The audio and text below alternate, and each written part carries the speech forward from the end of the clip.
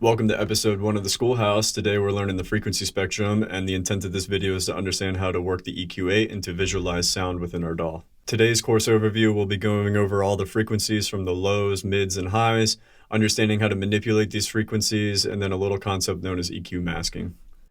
Okay, before we begin, I have to apologize for something that's not really my fault, and that is my narration audio that is being recorded through this mic right now is combined with the Ableton audio, so they're all on the same audio track. And the reason that's a problem is because if I click and drag a recording that I've made where this first half is narration and this second half is Ableton audio, I click and drag this audio effect I've made to effectively boost my narration audio so it sounds clean.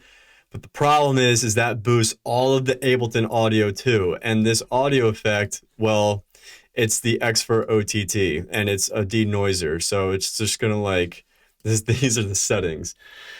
So everything out of Ableton is gonna get heavily compressed, and my workaround to that is just dramatically turning down the Ableton audio within Ableton and also doing it in OBS here. So the music audio coming out of these videos might not always necessarily be as clean as I want it to be, and that just sucks because moving forward it's just, I don't know, it's going to be weird. I did figure out how to split audio tracks, but guess what? My video editing program, Final Cut Pro 10, doesn't allow me to split audio components. Like when I click expand audio components, it just gives me one. Even though I can record my narration and dubstep separately, and I know it does it separately with this other app called VLC, which is this. Like if I click on this and I go to audio, I don't know if it's going to show it because I deleted these. Yeah, but like this program will show me the audio splitting, but this program that I use to editing won't. And this is just the story of my life, and I hate it. But okay, let's go back to this. All right, first lesson of the Schoolhouse. And yes, my hair did change because it's a new day. I have a track here loaded up. This is my false flag track, and I have an EQ8 on said track. And if I click the arrow on the top left of the EQ8, it's gonna make it full screen. And when I click play, we're gonna visualize all of the frequencies of that song here in this window. So let's go ahead and do that.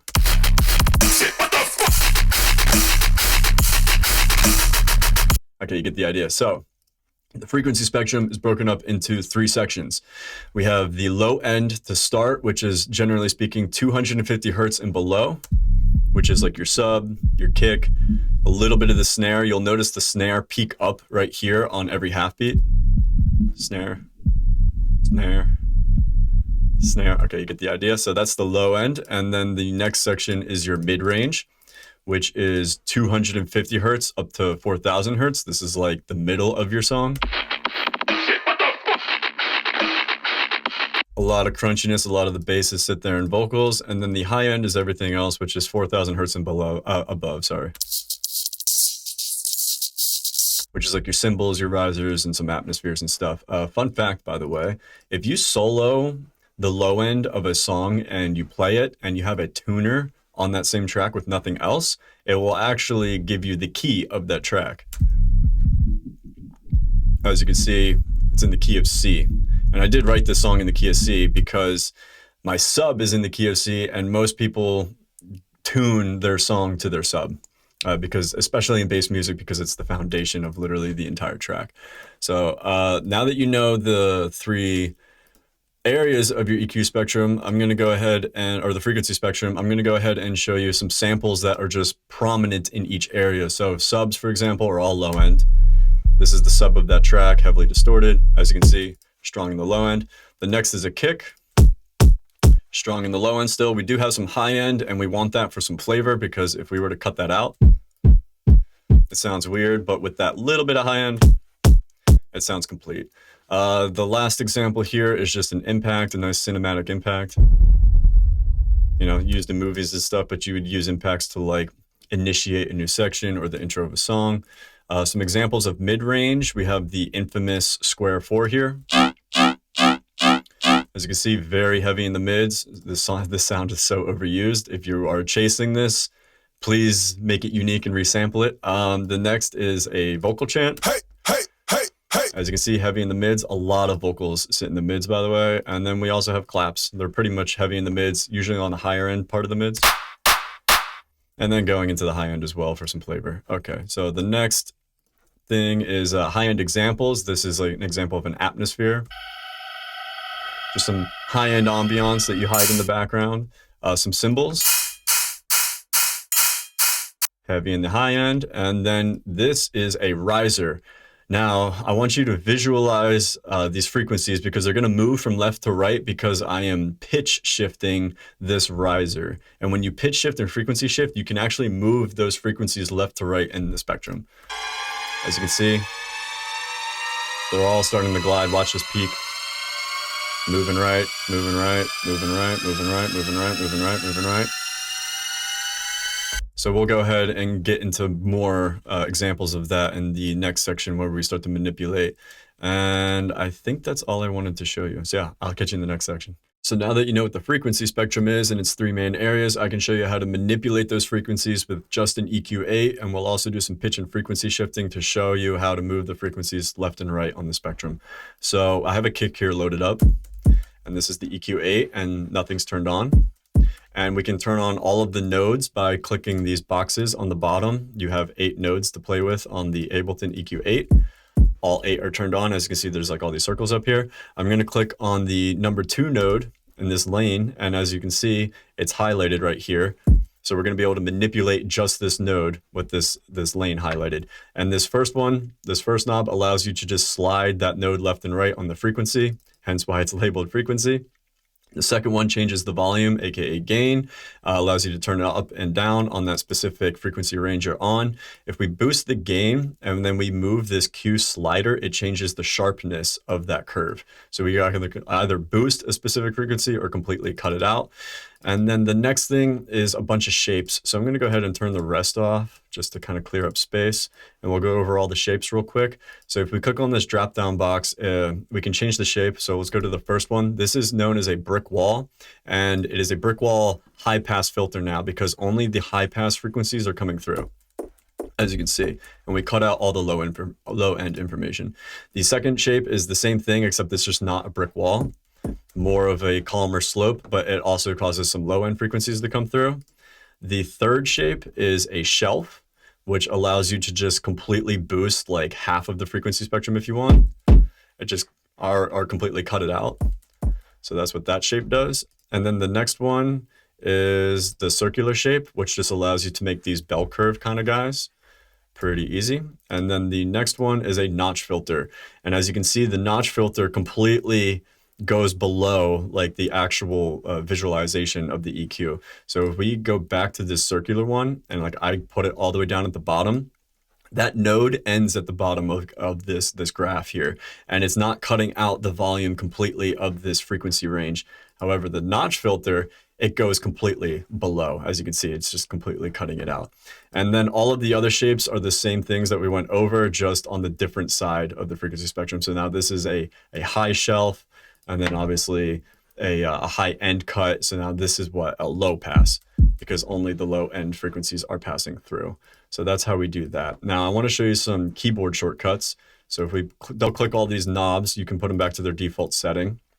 Now you can click and drag a node around to either boost or remove frequencies, like so. And when you're clicking, holding onto a knob, if you hold the Option key and you move your mouse up and down, you can change the angle of that shape, the Q that we went over earlier. So these are just some shortcuts that I definitely suggest you get comfortable with, because you'll be using the EQ8 a lot to boost and cut out frequencies. So let's go ahead and play this kick. And we see that there's a peak up here, this low end peak. And if I hover my cursor over this peak, you'll see that on the bottom left of the frequency spectrum is a bunch of data. This first line indicates what frequency your cursor is currently landed at. The second line is what key your cursor is at. And then the bottom one is like what decibels or what volume your cursor is at. So if I hover over here on that low end peak, I know that this kick is in the key of G0, and it's at 48.6 hertz and almost 12 decibels. So I'm going to go ahead and drag this node just below that peak to bookmark it. something like that. Okay, so we know that right here is like roughly G0. Now, if I back out of the EQ and I double click on this kick file, I am now in the audio editor, and on this pitch knob, I can shift it down like 4 semitones. And if we go back to the EQ, you can see that it shifted left a little bit. Let's go ahead and make it super exaggerated by dragging it down like 6. Go back to here. It's way over here now. And it's saying that it's roughly C sharp. So let's go ahead, add a new node, put it below that peak. And right here is going to be a perfect visualization of the distance of 6 semitones. So from this 2 node to the 3, this is a 6 semitone change, and we effectively shifted all of the frequencies left this distance with 6 semitones. So I hope that makes sense. The next thing that we can do for a more dramatic change is add a frequency shifter. So I'm going to go ahead and put this kick back to its default setting. Let's go ahead and visualize it one more time. As you can see, the peak is here. Now, if I have the frequency shifter on this frequency mode, and then I increase the frequency, you're going to see it dramatically move right. And the reason it's doing this is because frequency changes the speed at which sound waves play, and higher frequencies move higher up on the frequency spectrum. And we can also do the opposite by dragging it down. And sometimes when you frequency shift low-end information like a kick, it just kind of makes it flat. So yeah, that's how you can move frequencies left and right, by the way. Let's go over one more concept, and this is known as resonance. So let's go ahead and go back to this infamous square 4. Let me turn this on. And this is what it looks like in the frequency spectrum again. Now, if I make this shape with the EQ8 by just dragging up a peak like really high, and then I duplicate that same EQ 3 times, I'll go ahead and just show you real quick so you believe me. There's 3 of the same EQs, and it's going to create a very harsh resonance here. As you can see, it's all of this information is like skyrocketing up because of these EQs. And this term is known as resonance. It's when a frequency range is really strong compared to the others, and it gives this weird tonality, sometimes awkwardness. Sometimes it's desired, sometimes it's not. To try and cut it out, you can just create a dip like this to try and remove it, or you can create that notch filter that we went over earlier. And as you can see, it's starting to cut out that resonance information. So I have a little quiz for you here. I have a bass loop. Pretty clean. And I hid some resonance in it with this example, and I want to see if you can figure out where it's at. One more time. And as you can see, if you guessed, it's right here. Not that hard. And again, to cut that out, you can just create a dip like this. And as you can see, it's pretty much right back to normal. So this is what resonance is, and this is how you can either boost it or remove it. Keep in mind, these frequencies down here in the low end spectrum, which remember is 250 hertz and below, those aren't necessarily resonance peaks. Those are subnotes that are playing. So as you can see, this first one is sub. That's the fundamental of the sub. And this one right here is actually a supporting frequency. Okay, let me go ahead and keep this removed. Let's go back to this node right here and boost it just for example. You can hear that the sub is starting to ring out and get more distorted when I boost this one. That's because it's a sub frequency. It's not necessarily a resonance frequency in your mids. So don't think that you need to start cutting this information out, because then you'll actually be killing the power of your sub. That's something we'll go over in like the sub lesson and like sound designs for sub and stuff like that. But I just wanted to go over that real quick. So yeah, that was all examples of how to use the EQ8 and to boost and remove frequencies, and what resonance is and how to remove it. Now we're going to go over EQ masking. This is quite easy and a lot of fun, and a great way to layer sounds together and kind of sound like one cohesive sound. This is also a great way to blend in vocals. And before I begin, I just want to give the analogy that the best way to explain this is having 2 sounds with opposite EQ curves that kind of interlocked like a puzzle piece to formulate one sound. So we're going to be working with this bass loop from before, and we're going to be layering it with this sound.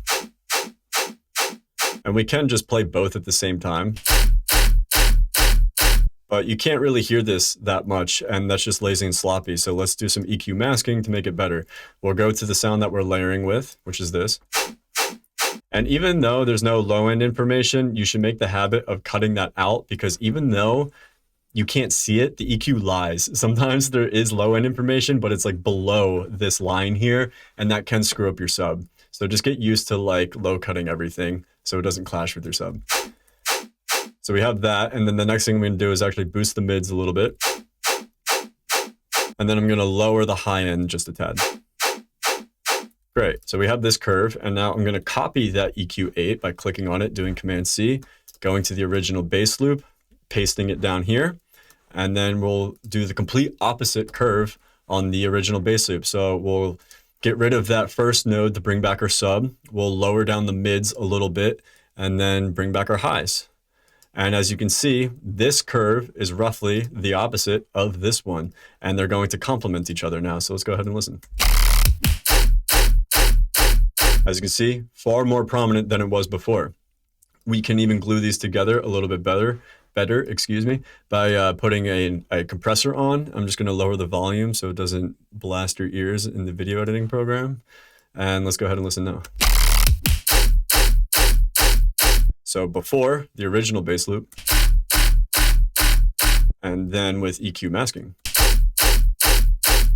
So that is EQ masking, and that is a great way to layer sounds. Just remember, the base concept is the sounds that you're layering together have opposite EQ shapes of each other. So you're boosting the frequencies of the layered one and removing the frequencies of the original one, or vice versa. Good job on completing your first lesson of the schoolhouse. We went over the frequency spectrum. It's 3 main areas: the lows, mids, and highs. And I forgot to go over the why that's important in the beginning, and that is because it allows us to indicate 3 sections of our songs where we may have deficiencies that we need to fix. So for instance, if you're listening to your project in its entirety and you can audibly hear a problem in your low end, for example, then you need to ask yourself, okay, what elements in my song are strong in the low end? My sub, my kick, it might be an effect that is causing some low end to clash. It just allows us to indicate areas of our song that we might need to fix if need be. We also went over how to manipulate those frequencies with an EQ8. We went over a crash course of the front page of the EQ8 by adding frequencies, or not adding, but like boosting frequencies and removing them, going over all of the shapes of the EQ8. We also did some pitch and frequency shifting to visualize how to move frequencies left to right. And then the last thing we went over was EQ masking, which is such a powerful tool. You really need to start like incorporating that into your production, because that allows you to layer sounds a lot more cleanly than just kind of smashing them together and letting them all play at the same time, because it kind of gives space for each individual sound to sit in that specific mix. In the next lesson, we're going to be going over volume and how volume works in the digital sphere. So again, thank you for watching, and I'll catch you over in the next video.